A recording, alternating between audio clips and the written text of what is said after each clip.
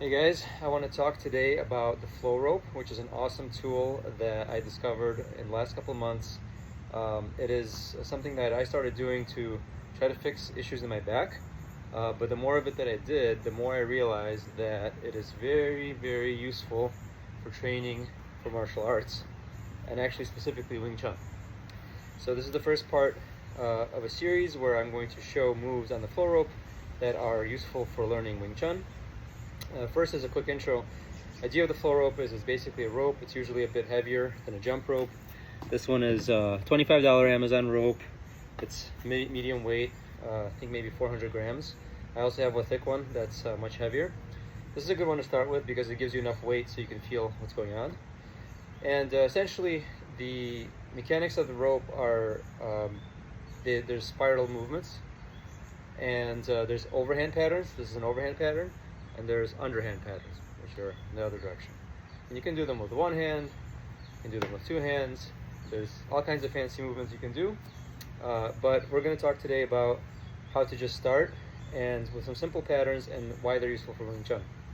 So first of all, holding the rope, it has these things that look like handles, but you're not supposed to use the handle. What you should actually do is hold it like an OK sign like this. And what that's going to do is you're going to hold it like this. You're going to use your wrists, okay? So here, actually I'll just do one hand so it's simpler to see. Here's my one hand, so I'm going to be doing this with my wrists. So just like a Chun style motion in Wing Chun, we're going to be using our wrist to manipulate the rope. So here I'm doing an overhand pattern, and I'm using my wrist to manipulate the rope.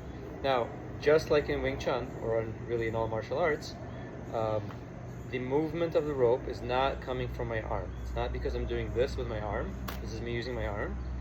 Where it's coming from is actually my legs and my core. My legs are generating the power. My core is controlling the direction. My arm, just like in Wing Chun, is staying in my power plane. Okay, this is my center of my body. Just like we're taught in Sun Tao. Why do we do all of this stuff here?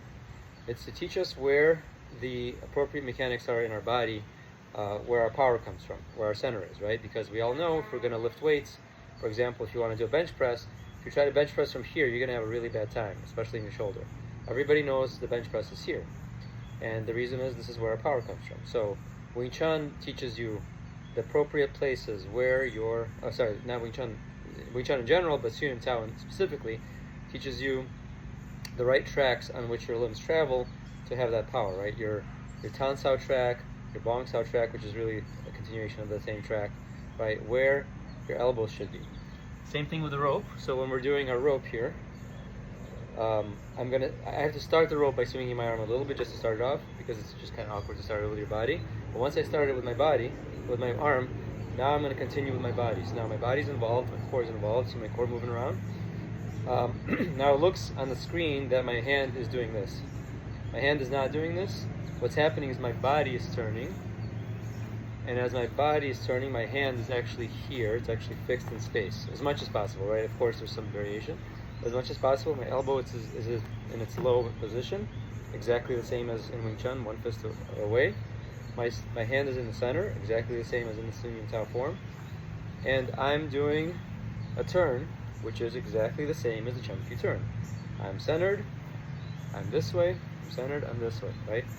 So if we take this rope and start this pattern, so it's one side, the other side. So here I'm going this way with my wrist. I think this is called pronation, and this is supination. I might be getting those two mixed up. So one way, the other way. So I'm going to turn my body, and I'm going to use my wrist. Again, my elbow is in the same position here, about a fist distance away, maybe a little bit more. My wrist is in the center of my body. Okay? And I'm turning my body. You could do it with just your core.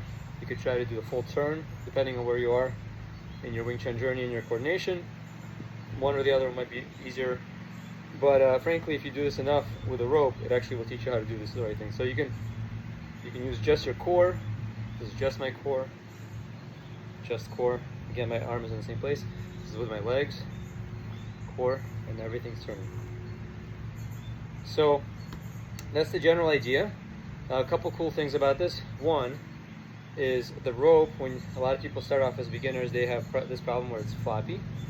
The rope creates a bit of a drag on you, so it actually forces you to have this elastic, open joint fascia connection, right? So kind of what you need for martial arts, Wing Chun especially, but really any martial art is you can't be like this. This is dead floppy, right?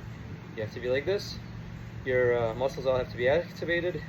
Your fascia is activated. You're feeling this elasticity in all of your limbs, and everything's connected. And what this rope does is it actually forces that in your body, because in order to swing the rope, you actually have to connect from your foot out to your fingers, and the rope will follow, right? And so having that elasticity makes sure that the rope is tight the whole time. And lots of people have no issue doing it with one hand, but once you start with two hands, you start to get like this kind of stuff where people are not coordinated, you can't figure it out. So it takes a little time to do it. So once you get into two hands, it'll look like this, and I'll cover this in another video. But for this video, just focusing on that one hand and this overhand pattern to start. You can put your fist here if it helps. You can stand more statically and work more in a Sunum Tao way. This is the Sunum Tao way. This is the Chum Q way, right? We're actually doing the full turns. Full turn, full turn. And the other thing to notice about this pattern is it is actually a Bong and Tan pattern.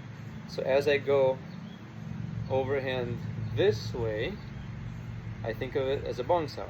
So I form a Bong Sao. So you can do, because this is a rope, right? You can actually do it like this. You can do, you can practice throwing. You can practice kind of a racquetball type of motion, or you can practice it like a punch. Punch, punch. Actually, I'll do it this way just so you can see. So the same thing. I'm just swinging that same rope as I was before. So the same pattern, but I'm punching. Punch, punch. So when we punch, we create, if we just punch straight, the rope will stay on the same side. So right now it's on my right side. I punch, punch, there it is, punch. Just a straight punch, right? Now if I add a little bit of a curve to it, like a Bong Sao, it will end up causing that redirection to the other side. So now we can do this. Punch, Bong Sao, right? So punch, that creates a Bong Sao. Punch, that creates the Bong Sao. Just like the Chum Q section here, literally it's the same movement, right? So we're doing 1, 2, Bong Sao, Bong Sao. Okay, so as I do my Bong Sao, I make sure that my Bong Sao ends up in the middle of my body. So my rope is doing the same thing. It's on this plane here, on my right side. As I go forward, it's this motion. And because my body turned, right, my arm only went this way, only went the Bong Sao way. Because my body turns, that causes the rope to go to the other side, make a circle, and then come back. Bong Sao, and come back. Okay, that's Bong Sao. And so, yeah, you can, sometimes I kind of do other things, so this is just more of a rope steering trick, so it's not really a true Bong Sao. This is more of a way to steer the rope. You can steer it like this, you can steer it like this, you can do whatever you want, but Bong Sao you can practice. And then on the way back, so Bong Sao, on the way back, Tan Sao. Bong Sao here, Tan Sao here. Bong Sao here, Tan Sao here. So watch my hand again. So Bong Sao here. I'm spending a few extra cycles on the side just so I can talk. And then Tan Sao. Bong Sao, Tan Sao. If you do it fully, Bong, Tan. Bong, Tan. And I'm spending a cycle on this side so I can recover my balance, make sure I'm good. Bong, Tan. Now depending on how new you are to the footwork and the rope in general, you might want to spend a few extra cycles on each side just to regain your balance, find your spot, and then come back. But the rope really forces doing this on the correct trajectory, because unlike when you're just practicing by yourself in the mirror or whatever with your bongs, your tans, if you're slightly off and you're doing this with your tan or this with your tan, you won't really know. But with a rope, if you do it wrong, so I'm going to do a Bong Sao, let's say out here, like that, it's going to hit me, right? So it's not gonna correctly make it to the other side. it has to be actually on the right trajectory in order to cleanly swing on the other side of my body. See how this is this circle here, bong, here, bong. So it will cross over to the other plane, which is really, the purpose of the bong sao, right? When you're in a bong sao, the whole point of the bong sao is to redirect your opponent to your other plane. They're on this plane, you go here, now they're on your 45, right? They're here now. So it's either to redirect them or you redirect yourself, but in either case, the rope's gonna enforce that. So you redirect it the right way. And same thing with the tan as we're coming back.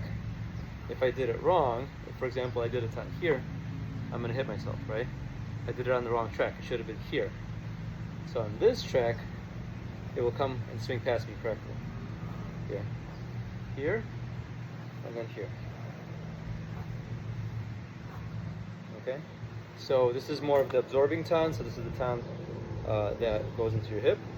There's other kinds of tan saos, but here, the hip drives the bong forward, the hip absorbs the tan sao on the way back. Okay, so again from the neutral position, bong sao, tan sao, bong, tan, elbow, elbow comes back into the hip, elbow is driven from the hip, elbow into the hip, from the hip, into the hip. So this is a great practice. You can do it with both hands and have some fun. I think the most interesting part of this whole thing is really the footwork. So we'll focus on that in a future video. But if you're new to the footwork, you're probably going to have some trouble. You're probably going to stumble around as you switch sides. You might get a little bit off balance. That's okay. Just stay with it. Really focus the rope to be on the right planes. So as it's going here, it's in this frontal plane. So it's not deviating, it's not going off to the side, it's exactly parallel to my feet on this plane here. And then if it's on this side, it's exactly parallel to my backside here, right? If I'm here, it's exactly parallel to my front. If I'm here, it's exactly parallel to my side. So you gotta keep that rotation. By the way, this you can do also just here.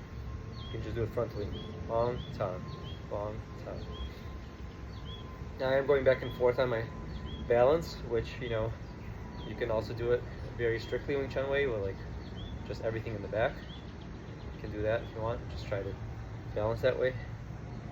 But I actually like the flow here, just because with the rope you create more motion if you start shifting your weight back and forth. But it's really up to you how you work this. I think it's just a good exercise, connecting your whole body, creating coordination, and then eventually creating two-handed awareness, so that when you're doing things, you know where your other hand is doing those as well, right? So that's part of this practice too, is you're going to get a sense of what all the coordination of your body looks like. I hope that's helpful. Have fun, and I'll be posting other ideas for how to use flow rope for martial arts and Wing Chun.